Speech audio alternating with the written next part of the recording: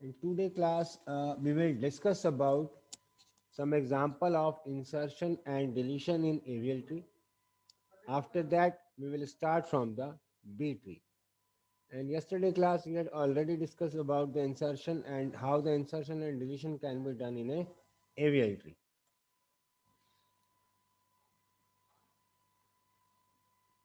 We had already discussed about the avial tree insertion.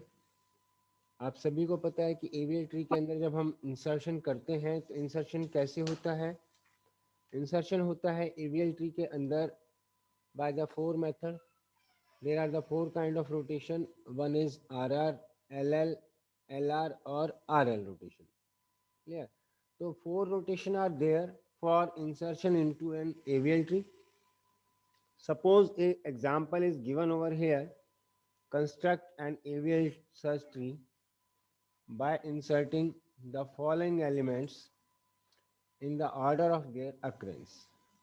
These numbers are given 64, 1, 44, 26, 13, 1110, 98 और 85. ये सब आपको number given है and you want to construct an avial tree by these numbers. Clear. तो सबसे पहले हमको कोई एवियल ट्री बनाना है तो हमको उसकी जो एवियल की आपकी डेफिनेशन है, एवियल की डेफिनेशन ये है कि बैलेंस फैक्टर जो है आपका +1 से -1 के बीच में रहना चाहिए. अगर इससे कहीं भी ज़्यादा या कम हो रहा है तो दैट मीन्स आपको उसको बैलेंसिंग करना होगा. जैसे कि सपोज हम यहाँ पर सबसे पहले लेते हैं 64. तो 64 को आपने रूट बना दिया यहाँ पर. सेकंड आपको यहाँ पर नोड लेना है 1. जैसे कि आप यहाँ पर नोड 1 लेंगे तो नोड 1 कहाँ आएगा, अकॉर्डिंग टू द BST ये आएगा इसके लेफ्ट में. सबसे पहले लिया आपने 64 को आपने रूट बना दिया, फिर 1 को लिया. जैसे आप 1 को इंसर्ट करेंगे तो 1 कहाँ आएगा, 64 के लेफ्ट में मूव करेगा. ठीक है, ये 64 आ गया, इसके लेफ्ट में आपका 1 आ गया. Every time you have to check up the balance factor of each node. अगर हम 64 का बैलेंस फैक्टर देखें तो इसके लेफ्ट में सिर्फ एक ही नोड है, राइट में कोई नोड नहीं है. तो height of left sub tree is 1 and right sub tree is 0, तो इसका बैलेंस फैक्टर आएगा +1. तो दिस इंसर्शन इज ओके. यहाँ पर आपको कहीं भी बैलेंसिंग करने की कोई नीड नहीं है. अब आप नेक्स्ट इंसर्ट करेंगे 44. तो इस ट्री के अंदर 44 कहाँ आना चाहिए, कहाँ आएगा ट्री इसके अंदर 44. आदर्श बेटा 44 कहाँ आएगा यहाँ पर, Adarsh, Abhay. Sir right. Right में इसलिए आएगा क्योंकि वो 1 से आपका बड़ा है. ठीक है, सॉरी यहाँ पर 44 की जगह आप 14 ले लें क्योंकि मैंने 14 से इंसर्शन किया हुआ है. तो 14 आएगा इसके आपके राइट में. ठीक है, अब आपने यहाँ पर 14 को इंसर्ट कर दिया. अब फिर अगेन आप यहाँ पर बैलेंसिंग फैक्टर चेक करेंगे तो 14 के लेफ्ट में कुछ नहीं है, राइट में भी आपका कुछ नहीं है, तो इसका बैलेंस फैक्टर हो गया 0. अगर 1 के लेफ्ट में देखें तो यहाँ पर भी कुछ नहीं है, राइट में आपका एक हाइट का सब ट्री है तो इसका बैलेंस फैक्टर हो गया -1. अगर 64 में देखें तो 64 में 1 और 2 हाइट है और राइट में आपका कुछ नहीं है तो इसका बैलेंस फैक्टर हो गया 2. अब इस नोड का, इस पर्टिकुलर ए नोड का बैलेंस फैक्टर यहाँ पर 2 आ रहा है. इसका मतलब यहाँ पर जो ये नोड ए है वो आपका अनबैलेंस हो रहा है. और अनबैलेंस क्यों हो रहा है, क्योंकि आपने 1 के राइट में आपने कोई नया नोड यहाँ पर इंसर्ट किया है. यानी कि ये नोड आपका अनबैलेंस हो रहा है क्योंकि आपने इसके लेफ्ट के राइट में कोई नया नोड नोटेशन, मतलब नया नोड आपने यहाँ पर इंसर्ट किया है. जब भी आप लेफ्ट के राइट में कोई नया नोड इंसर्ट करते हैं और उस वजह से पर्टिकुलर आपका नोड अनबैलेंस होता है तो हम क्या कहते हैं उसे, वहाँ पर कौन सा रोटेशन होना चाहिए, which rotation is needed over there, LR LR rotation. rotation. LR. Very good. तो यहाँ पर कौन सा रोटेशन होगा आपका, बेसिकली यहाँ पर होगा आपका LR रोटेशन. ठीक है, तो here we have to need the LR rotation. और LR रोटेशन में क्या होता है, जो आपका नया नोड यहाँ पर ऐड होता है नोड C, उसको हम रूट बना देते हैं, उसको हम रूट बना देते हैं. तो 14 आपका यहाँ पर रूट बन गया. तो 1 कहाँ आएगा, 14 के लेफ्ट में आएगा, और 64 अकॉर्डिंग टू द BST कहाँ आएगा, इसके राइट में, राइट। क्योंकि लेफ्ट एलिमेंट हमेशा उससे स्मॉलर होगा और राइट एलिमेंट उससे हमेशा बड़ा होगा। क्लियर? तो ये इंसर्ट हो गया आपका 14। इसके बाद अब आपको नेक्स्ट इंसर्ट कराना है यहाँ पर 26। तो जब आप 26 इंसर्ट कराएंगे तो 26 कहाँ आना चाहिए, 26 कहाँ आना चाहिए, कहाँ इंसर्ट होगा 26, इस इस ट्री में कहाँ 64 इंसर्ट के होगा, लेफ्ट में। 64 के लेफ्ट में। Very good. तो यहाँ पर आपका 26 इंसर्ट हो गया, ठीक है। फिर आपने नेक्स्ट इंसर्ट कराया है 13, तो 13 कहाँ इंसर्ट होगा आपका, 1 के राइट में। फिर आपने इंसर्ट कराया 1110, वो 64 के राइट में। फिर आपने इंसर्ट कराया 98, वो आपका इसके लेफ्ट में। हर टाइम आप इसका बैलेंसिंग फैक्टर चेक करते हुए चल रहे हैं। Every time balancing factor is lesser than two the +2 और -2, मतलब या तो 1 होना चाहिए या 0 होना चाहिए या माइनस होना चाहिए। इस केस में जब तक हमने 98 इंसर्ट किया है, यहाँ पर बैलेंसिंग फैक्टर आपका बिल्कुल करेक्ट है, तो यहाँ पर आपको कुछ भी चेंज करने की नीड नहीं है, ठीक है। अब आप जो आपका नेक्स्ट नोड था उसको आप इंसर्ट कराएंगे। नेक्स्ट नोड आपका 85।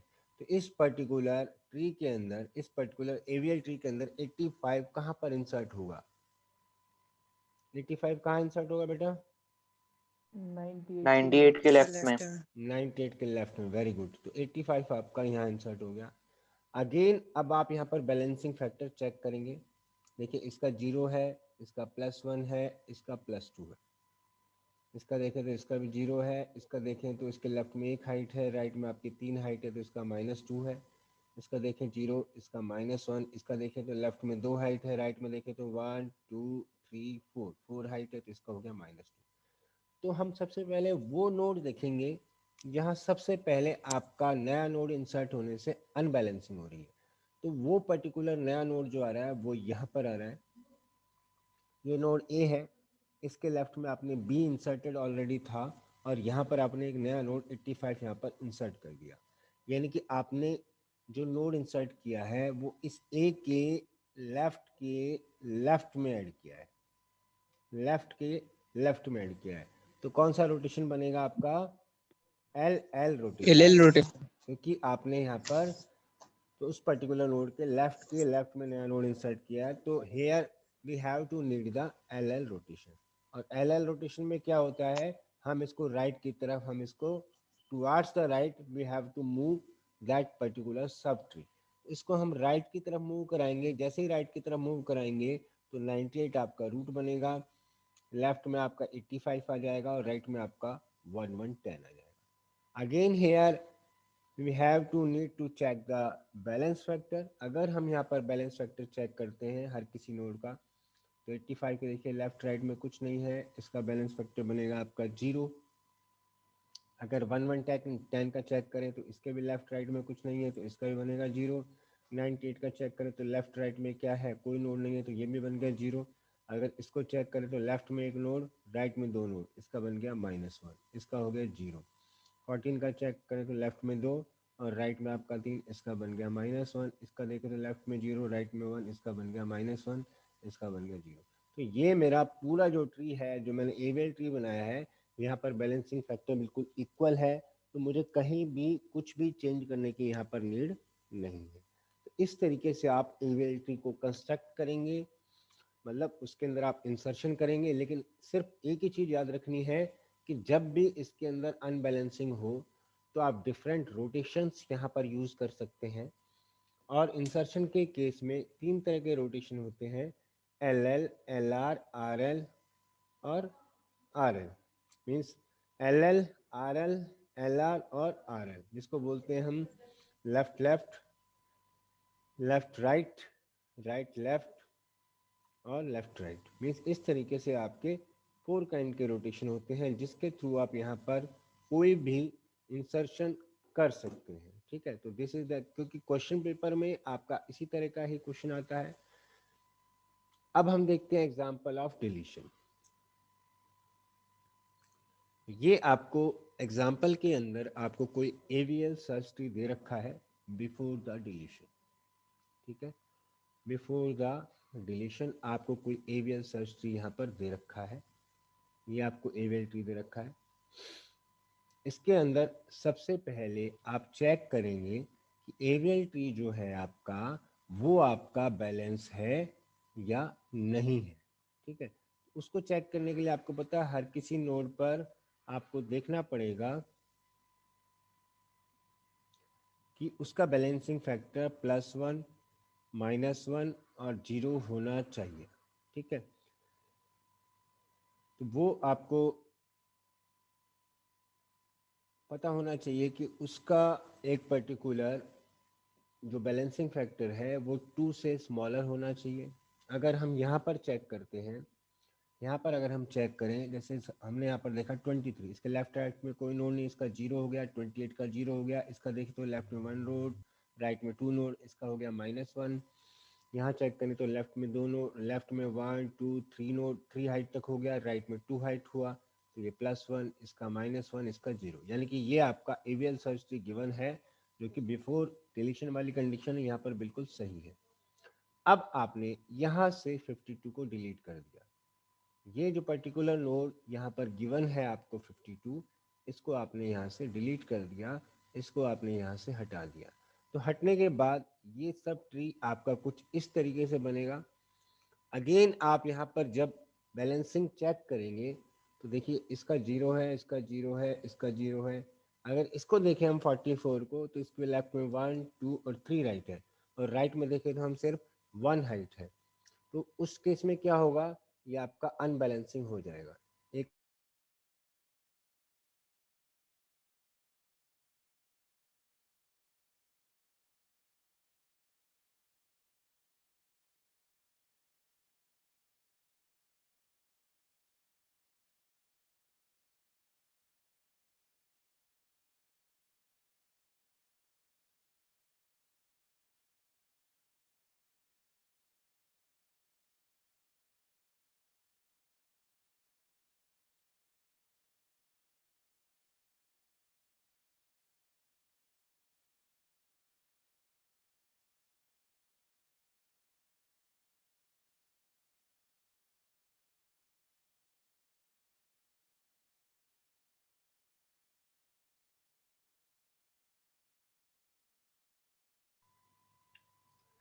तो यहाँ पर जब हम इस 52 को आप डिलीट करेंगे तो डिलीट आपका ये यहाँ से हो जाएगा बेसिकली। ये जब आपका यहाँ से डिलीट होगा, जब आपका 52 यहाँ से डिलीट हो जाएगा, तब आप देखेंगे कि इस 44 की जो हाइट होगी 1 2 3, लेफ्ट में 3 हाइट है और राइट में आपका 1 हाइट है। इसको जब आप डिलीट करेंगे तो ए जो है वो आपका उसका बैलेंस फैक्टर आपका बनेगा 2 बेसिकली, ठीक है।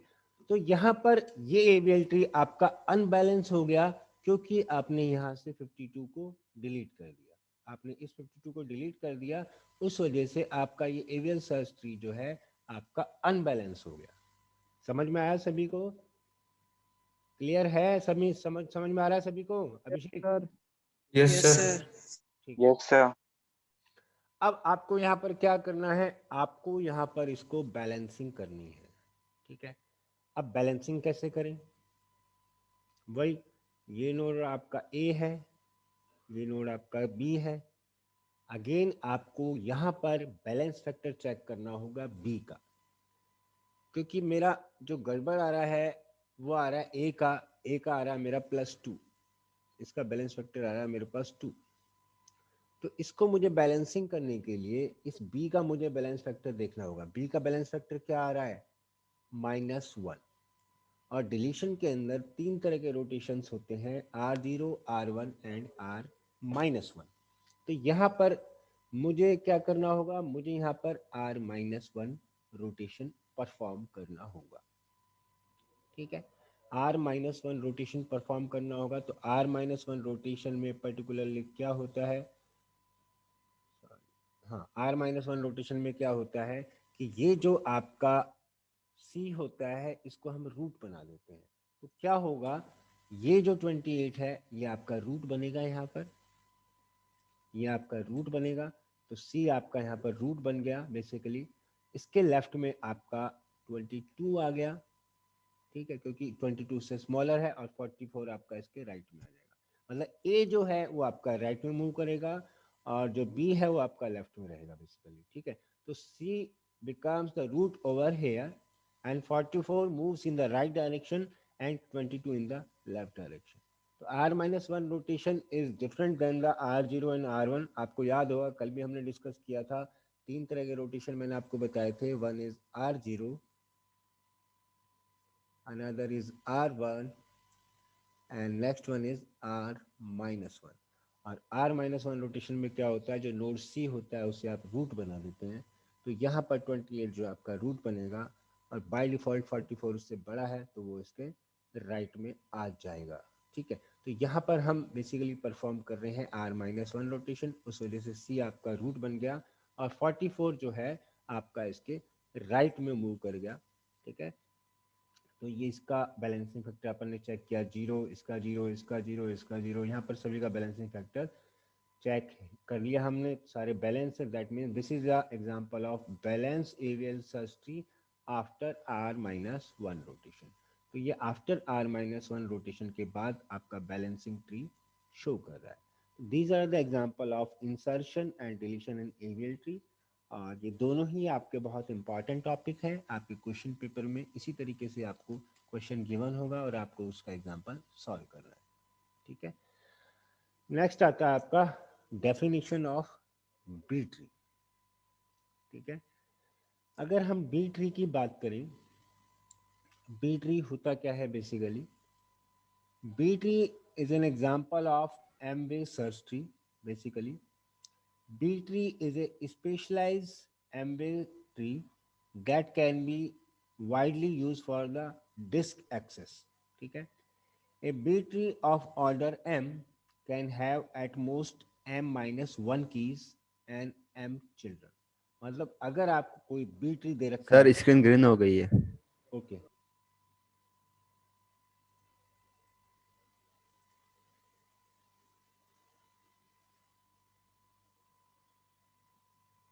अभी ओके है, यस सर। ठीक है।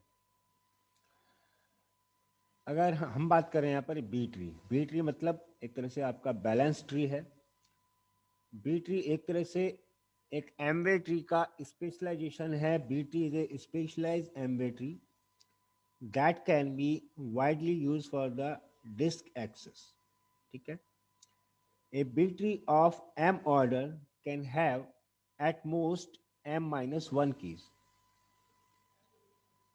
A B tree of m order can have at most m minus one keys and m children। मतलब अगर आपको m order का कोई बी ट्री दे रखा है, इसका मतलब क्या है, उसके मैक्सिमम m चाइल्ड हो सकते हैं और m माइनस वन कीज हो सकती है। दोनों चीज़ें डिफरेंट हैं। चाइल्ड m हो सकते हैं और कीज m माइनस वन हो सकती है, ठीक है। The main reason of using the B tree its capability to store large number of keys in a single node। अभी तक क्या हो रहा था, हम बी एस ट्री हमने पढ़ा, हमने एरियल ट्री पढ़ा, हमने जनरल ट्री पढ़ा, वहाँ से बाइनरी ट्री पढ़ा। उसमें सब में क्या था, हर किसी नोड के पास एक सिंगल नोड था और एक सिंगल ही की थी। बी ट्री के एडवांटेज क्या है, क्योंकि ये एमवे ट्री है, तो B tree is its capability to store the large number of keys in a single node and large keys values by keeping the height of the tree relatively small। मतलब suppose अगर मेरे को किसी tree के अंदर 1000 number insert करने हैं, तो मुझे उसकी हाइट को इतना ज़्यादा एक्सटेंड करने की कोई नीड नहीं है। मैं उसकी हाइट को स्मॉल रख सकता हूँ by using the large number of keys in a single node. मतलब एक नोड के अंदर हम नंबर ऑफ कीज अगर बढ़ा दें तो वो मेरा वहाँ पर ऑर्डर चेंज हो जाएगा, ठीक है। तो ये आपका मेन होता है। और अगर हम ऑर्डर की बात करें, तो order of a B tree is that binary search that maximum. Suppose कोई आपको ऑर्डर दे रखा है 2, इसका मतलब क्या होता है कि वो 2 ऑर्डर तक आपका चल सकता है, ठीक है। तो a B tree of order m is a m-way search tree in which the root has at least 2 child। ये सारे स्टेटमेंट बहुत ध्यान से देखने हैं हमें। The root has at least 2 child nodes and at most m child nodes, मतलब minimum किसी भी रूट के 2 चाइल्ड नोड आपको लेने ही लेने हैं, और एट मोस्ट आप m चाइल्ड नोड ले सकते हैं। क्या ले सकते हैं? The root has at least 2 child node and at most m child nodes. ठीक है। The internal node except the root, देखिए इसे ध्यान से देखना। The internal node except the root have at least m/2 child node and at most m child node. जो भी internal node होंगे, इंटरनल नोड से मतलब रूट और लीफ नोड के अलावा, the internal node except the root node have at least m/2 child node, मतलब उसके कम से कम m/2 चाइल्ड नोड होने चाहिए, and at most m child node, maximum आप उसके m चाइल्ड नोड ले सकते हैं। ये दूसरी कंडीशन है। थर्ड कंडीशन देखें। The number of keys in each internal node is 1 less than the number of child node. The number of keys in each internal node, मतलब हर किसी इंटरनल नोड के अंदर जो नंबर ऑफ चाइल्ड है वो की से आपके 1 लेस होने। The number of keys in each internal node is 1 less than the number of child node, मतलब सपोज अगर किसी के 4 चाइल्ड हैं तो उसकी की मैक्सिमम आप 3 ले सकते हैं।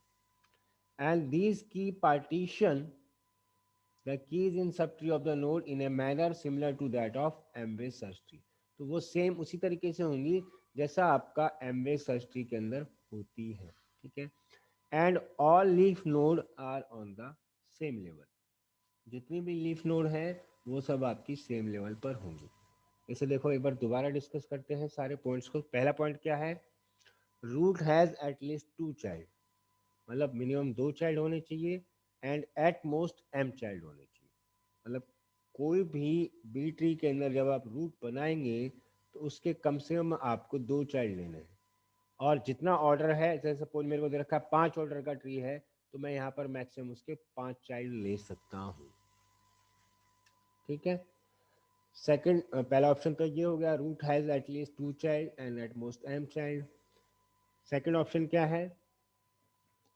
The internal node except the root, हम बात कर रहे हैं इंटरनल नोड की, except the root have at least m/2 child, जितने भी इंटरनल नोड हैं सभी के एटलीस्ट m/2 चाइल्ड होने चाहिए, and at most m child होने चाहिए, मैक्सिमम उसके m चाइल्ड हो सकते हैं। ठीक है। फिर हम थर्ड ऑप्शन की बात करें। The number of keys in each internal node, the number of keys in each internal node is 1 less than the number of child node, मतलब जितने चाइल्ड नोड है उससे आपकी जो नंबर ऑफ कीज है 1 लेस होगी। अगर 4 है तो यहाँ पर 3 होगी, अगर 5 है तो यहाँ पर आपकी 4 होंगी। ठीक है। और लास्ट ऑप्शन क्या है? All leaf nodes are on the same level, जितने भी आपके लीफ नोड होंगे वो सब के सब आपके सेम लेवल पर होंगे। ठीक है। अब इसका एग्जांपल देखते हैं हम। इसमें क्या दिखाया हुआ है? ये ट्री शोन किया हुआ है जो कि आपका बी ट्री है, आपका 5 ऑर्डर का। All the properties of B tree can be verified on the tree, जो हमने प्रॉपर्टीज देखी है वो सब आपकी वेरीफाई हो सकती है। ठीक है। ये देखिए यहाँ पर आपका 48 रूट है, यहाँ पर इसके 2 की फील्ड है। ठीक है। यहाँ अलग अलग चीज दिखाया हुआ है, जहाँ पर भी क्रॉस लगा हुआ है इसका मतलब वो नल पॉइंटर है। ये आपका की फील्ड शो किया हुआ है, और जिसकी तरफ हम मूव कर रहे हैं वो pointer to the sub tree है। देखिए सबसे पहले यहाँ पर आपका आपने 48 रूट ले लिया, यहाँ पर 2 की फील्ड है 1 एंड 2। इसके अगर हम देखें तो 2 चाइल्ड हैं 1 एंड 2। ठीक है। यहाँ पर आपने 2 चाइल्ड ले लिए। ये बी ट्री आपका 5 ऑर्डर का है, याद रखना यहाँ पर m की वैल्यू 5 है, जो हमको प्रीवियस एग्जाम्पल में देखिए दिखाया हुआ है। प्रीवियस एग्जांपल में दिखाया हुआ है B tree of order m the root has at least 2 child. तो यहाँ हमारी पहली कंडीशन फुल हो रही है कि जो 48 है आपका रूट है और इस रूट के मिनिमम 2 चाइल्ड हो रहे हैं, मैक्सिमम तो इसके 4 तक 5 तक हो सकते हैं जितना इसका ऑर्डर दे रखा है, क्योंकि यहाँ पर ऑर्डर आपको दे रखा है 5, तो इसके मैक्सिमम 5 चाइल्ड हो सकते हैं। दूसरी कंडीशन देखिए, internal node except the root, root को छोड़कर have at least m by 2 child, at least m by 2, m की वैल्यू है 5, तो 5 बाई 2 यानी कि 2.5। ठीक है। इंटरनल नोड, इंटरनल नोड कौन से है, एक ये वाला आपका इंटरनल नोड है और ये आपका इंटरनल नोड है। इसके यहाँ पर 3 चाइल्ड हैं और इसके यहाँ पर 1 2 3 4 चाइल्ड है। तो मतलब उसने कहा था m बाई 2 यानी कि 2.5, अगर हम इसको लोअर ऑर्डर में लेके चलते हैं 2, तो मिनिमम 2 सभी के हैं, क्योंकि इसके जो है 3 चाइल्ड हैं और इसके आपके 4 चाइल्ड हैं। ठीक है। और हम ये कहते हैं कि minimum at least m by 2 child and at most m child, minimum 2 और मैक्सिमम 5 होने चाहिए। तो यहाँ पर इसके 3 बन रहे हैं और यहाँ पर इसके 4 बन रहे हैं। ठीक है, समझ में आ रहा है सभी को? Yes sir. ठीक। Yes sir. हेलो आवाज आती है? स्पीकर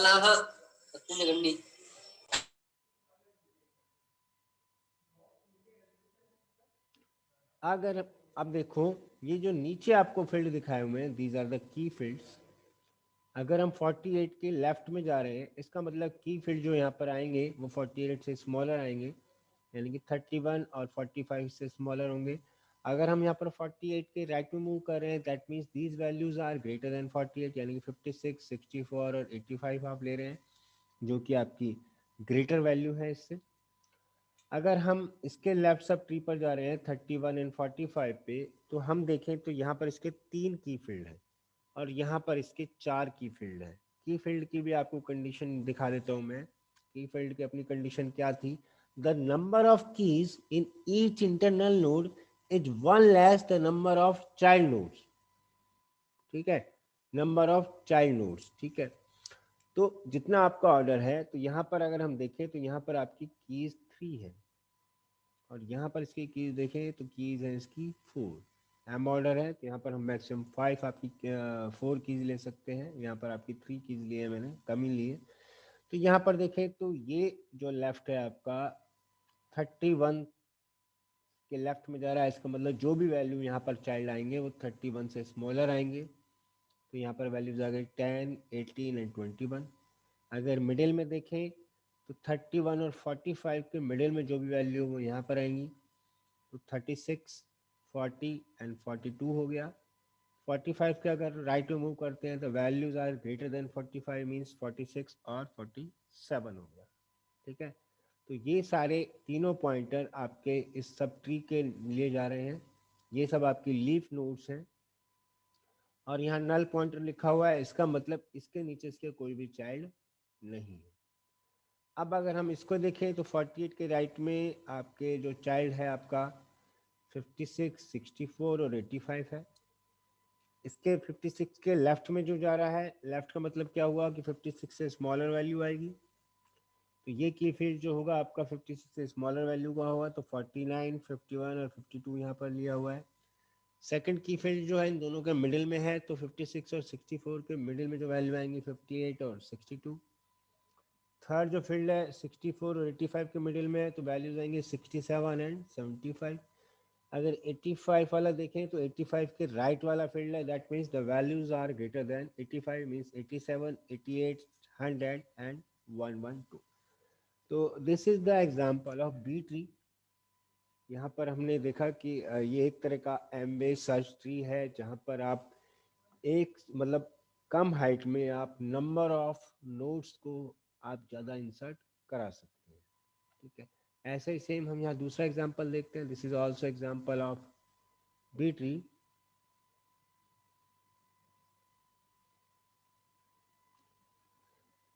ये जो हम चाइल्ड नोड की बात कर रहे हैं बेटा, यहाँ पर हम एम ऑर्डर ले रहे हैं। ठीक है, तो जो हमारी डेफिनेशन है, डेफिनेशन में देखिए आप, द नंबर ऑफ की in each internal node is one less than the number of child node, and these key partition the key in subtree of the node in manner similar that of the MA search tree. क्योंकि मेरा M order का tree है, M order का tree है, तो number of keys जो है आपकी मैक्सिमम, यहाँ पर मेरी M की वैल्यू है 5, तो जितने भी इंटरनल नोड है उसके अंदर एट मोस्ट आप M चाइल्ड नोड ले सकते हैं, at most node internal node के अंदर, ये ध्यान रखना आप। यहाँ पर दोनों स्टेटमेंट अलग हैं। अनुज, जो आपने क्वेश्चन पूछा है, the internal node except the root node have at least m/2 child nodes and at most m child node, at most m child nodes, ठीक है। And the number of keys in each internal node is one less than the number of child node. मतलब अगर आप 5 child node यहाँ पर ले सकते हैं, आपको 5 ऑर्डर दे रखा है, तो की आप यहाँ पर 4 ले सकते हैं।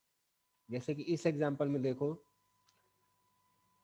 ये बी ट्री दिखाया हुआ है 5 ऑर्डर का, इसमें आपने टोटल 26 आइटम को यहाँ पर आप कंटेन कर रहे हैं, तो 26 है। इसके लेफ्ट में आपके दो आपके नोड हैं 6, 12, तो नंबर ऑफ कीज आप एक ज़्यादा ले सकते हैं।